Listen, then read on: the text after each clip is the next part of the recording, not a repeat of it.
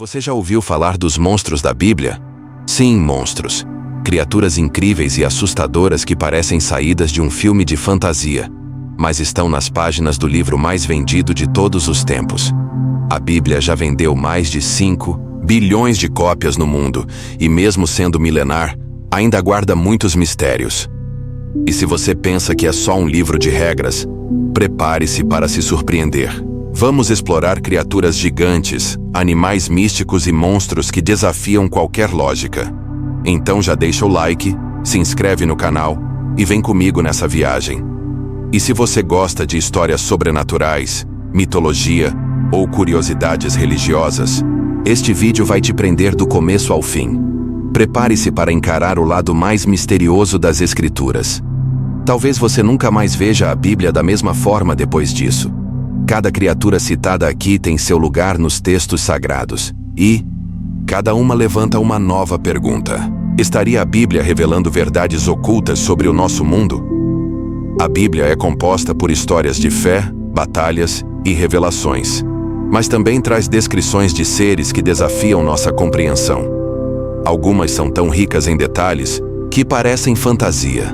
São figuras que assustam, intrigam e fazem pensar. Seriam reais ou simbólicas? Essa dúvida fascina estudiosos há séculos, e hoje você vai conhecer algumas dessas criaturas em detalhes.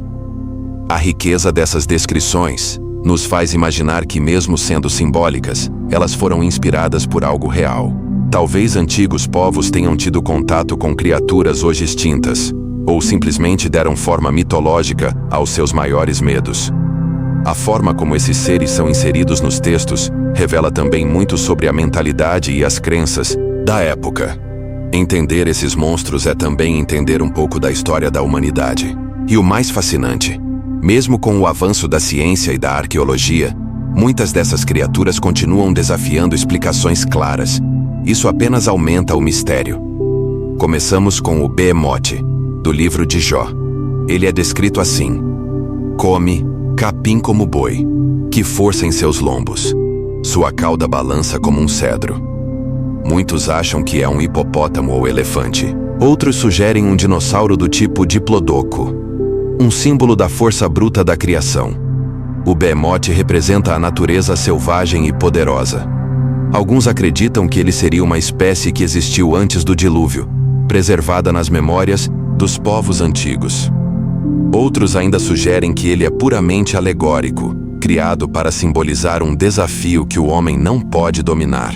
Seja como for, sua menção no texto bíblico mostra que os autores queriam demonstrar a grandiosidade das criações divinas. Jó, em meio ao sofrimento, é lembrado da magnitude do poder de Deus através dessa criatura colossal. Curiosamente, em diversas culturas, encontramos relatos de criaturas muito parecidas com o Behemoth, o que levanta a hipótese de que, talvez, esse animal tenha realmente existido em algum momento remoto da humanidade. Agora vamos ao dragão do Apocalipse. Capítulo 12. Miguel e seus anjos lutaram contra o dragão. O dragão foi lançado fora.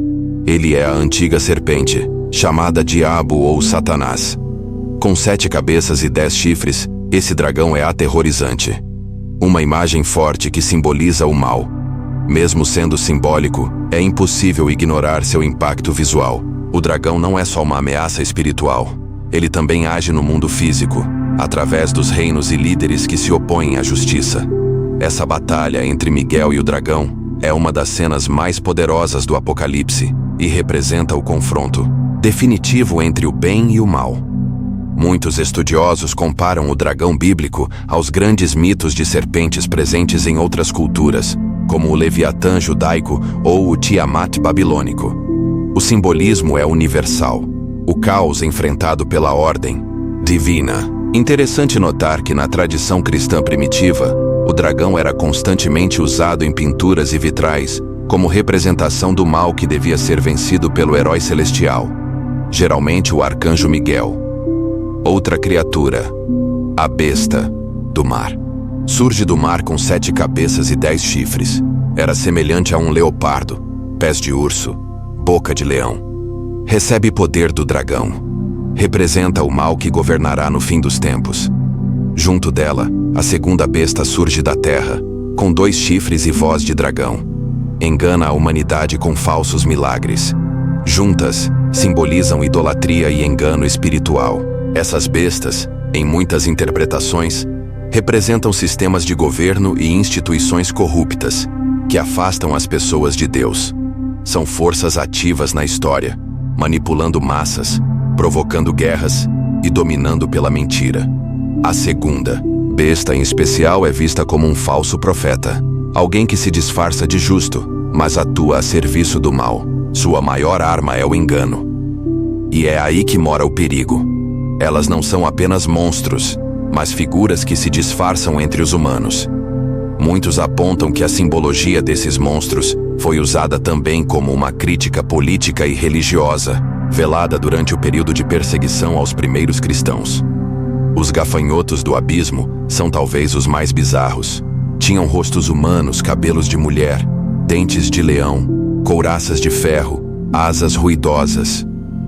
Eles picam como escorpiões, atormentando quem não tem o selo de Deus. Não matam, mas causam dor extrema. Uma das passagens mais aterrorizantes do Apocalipse. A descrição desses gafanhotos vai muito além de qualquer praga natural conhecida. Eles são apresentados como agentes de punição sobrenatural, enviados para causar tormento e sofrimento. Alguns estudiosos afirmam que esses gafanhotos podem representar exércitos demoníacos liberados no fim dos tempos. Outros creem que sejam máquinas de guerra vistas em visões proféticas, interpretadas com a linguagem da época. Seja qual for o caso, sua função é clara: punir aqueles que se afastaram da luz. E essa punição é algo que nem mesmo a morte consegue aliviar. Detalhe mais perturbador: eles só atacam quem não está protegido por Deus, o que reforça ainda mais a ideia de separação entre os fiéis e os pecadores. Voltamos ao livro de Jó com o Reem, traduzido como boi selvagem. Alguns achavam que era um unicórnio, mas hoje se crê que é o auroque, um boi gigante extinto. Forte e indomável, era temido nos tempos antigos. Sua descrição impressiona pela força e resistência. A Bíblia o descreve como uma criatura que não se deixa domar, que não trabalha para o homem e que não pode ser controlada. O auroque era realmente uma fera, muito maior e mais agressiva que os bois atuais. Sua imagem simboliza a força bruta da natureza, aquela que o ser humano jamais conseguirá dominar por completo. E talvez por isso ele tenha sido usado no texto para mostrar a fragilidade humana diante da criação divina. Uma lição de humildade e reverência. Hoje, cientistas já tentam recriar geneticamente o auroque através de cruzamentos seletivos de raças bovinas, o que só mostra o fascínio que essa criatura ainda exerce. E os nefilins? Havia nefilins na terra, filhos de Deus com filhas dos homens, gigantes, anjos caídos, extraterrestres. Existem várias teorias. Alguns dizem que eram guerreiros lendários, outros, seres de outro mundo. O mistério sobrevive até hoje. Em muitas culturas, há lendas sobre gigantes, e isso levanta a possibilidade de que algo semelhante tenha de fato existido.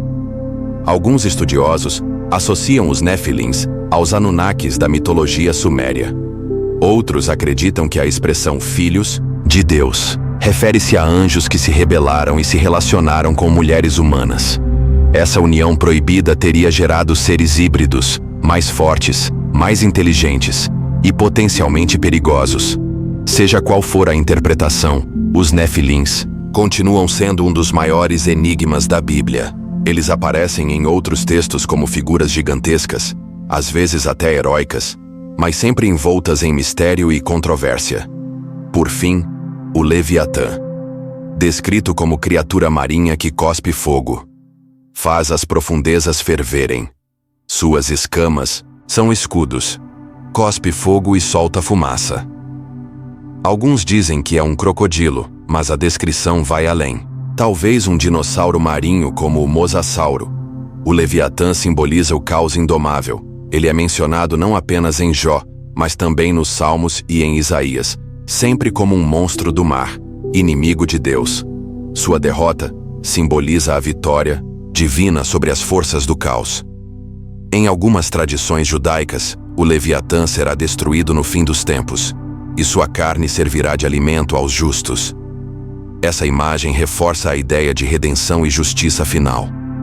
É uma criatura que representa tanto o perigo quanto a promessa de triunfo sobre o mal. Alguns até o associam a Lúcifer, caído do céu e aprisionado nas profundezas, aguardando o julgamento final. E aí, qual dessas criaturas te impressionou mais? Behemoth, dragão, gafanhotos ou Leviatã? Comenta aí. E se curtiu o vídeo, deixa o like, se inscreve no canal e compartilha com os amigos. Quem sabe não rola uma parte 2. Até o próximo vídeo. E se você conhece mais criaturas bíblicas que ficaram de fora, manda nos comentários. Seu comentário pode aparecer no próximo vídeo. Não esquece de ativar o sininho para receber as notificações e não perder nenhum conteúdo. Valeu por assistir até o fim, e até a próxima.